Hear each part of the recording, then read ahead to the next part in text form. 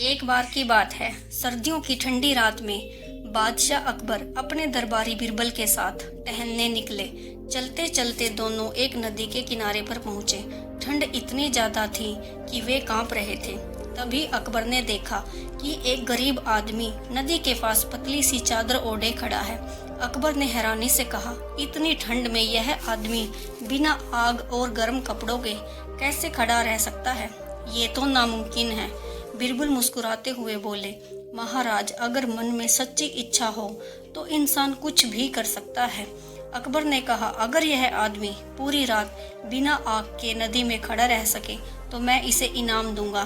बिरबल ने उस आदमी को बुलाया और बादशाह अकबर की शर्त बताई और वह आदमी तैयार हो गया। उसने कहा, अगर मुझे इनाम मिलेगा तो मैं पूरी रात बिना आग और कपड़ों के नदी में खड़ा रहूं। अकबर ने उसे अनुमति दे दी और वो आदमी पूरी रात नदी में बिना आग और कपड़ों के खड़ा रहा।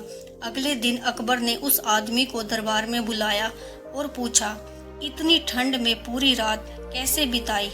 आदमी ने कहा, महाराज, दूर महल में आग की जलती हुई रोशनी देखी और उसी से अपने मन को गर्मी दी। अकबर को गुस्सा आ गया और उन्होंने कहा, तुमने धोखा दिया, तुमने आग की रोशनी से गर्मी ली, इसीलिए तुम इनाम के हकदार नहीं हो। ये सुनकर वह आदमी उदास होकर चला गया। बिरबल चुप रहे और कुछ नहीं कहा। अगले दिन बिरबल ने अकबर को अपने घर खाने पर बुलाया। जब अकबर पहुंचे तो खाने का कोई इंतजाम नहीं था। बिरबल ने कहा, महाराज, खिचड़ी पक रही है, थोड़ा इंतजार कीजिए। अकबर ने देखा कि एक ऊंची छड़ी पर हांडी लटकी हुई है और नीचे एक छोटी सी आग जल रही है।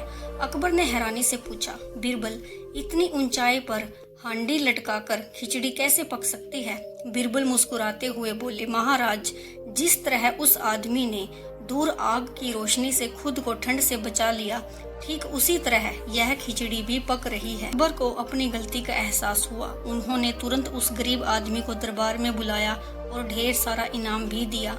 उन्होंने बिरबल की समझदारी की तारीफ भी की। Thanks for watching.